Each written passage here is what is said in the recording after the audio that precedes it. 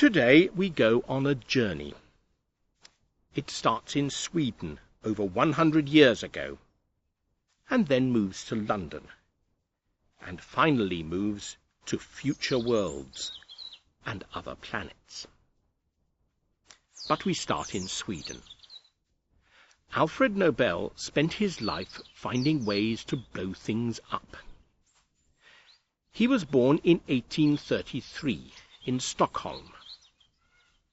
As a young man, he became very interested in nitro-glycerine, a highly explosive chemical. He saw straight away how useful nitroglycerine could be.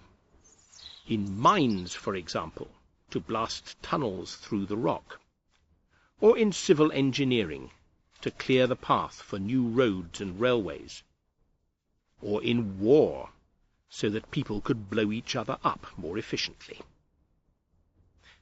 But nitroglycerine is very unstable. If you handle it wrongly, it will explode. Alfred Nobel spent several years looking for a way of making nitroglycerine more stable.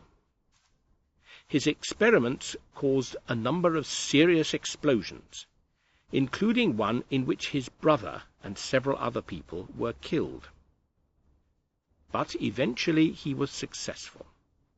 He called his new explosive dynamite, and we still use dynamite and similar explosives today. And after that, Alfred Nobel became a very rich man, because, of course, there was, and still is, a very big market in the world for blowing things up. He was also a very cultured and well-educated man. He spoke several languages fluently and had a deep interest in literature and poetry.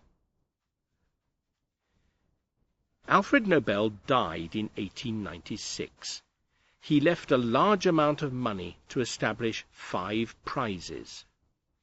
These would be awarded every year to people who had done outstanding things in the fields of physics, chemistry, medicine, literature, and the promotion of peace in the world.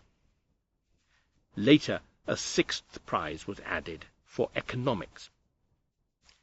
These prizes have been awarded every year since 1901. Now, let us jump forward 106 years. Yesterday, an 87-year-old woman went out to do some shopping. She arrived back at her home in North London in a taxi. She was surprised to find a crowd of newspaper reporters and TV camera crews waiting outside her house. At first she thought they were filming something for a soap opera, but the reporters told her that she had just been awarded the Nobel Prize for Literature. The woman is Doris Lessing, who has been an important novelist for well over 50 years. She was born in Iran, where her father worked for a bank. The family later moved to southern Rhodesia, now Zimbabwe. She moved to London in 1949 and published her first novel in the same year. As a young woman, she joined the Communist Party and strongly opposed white rule in southern Africa. She was banned from entering South Africa for nearly 40 years because of her opposition to apartheid. But her novels are not simply political novels. They are very personal. That is, they explore what people feel and experience. Sometimes you will see Doris Lessing described as a feminist, but she has always said that it is too simple to describe her in this way. Some of her later novels are science fiction.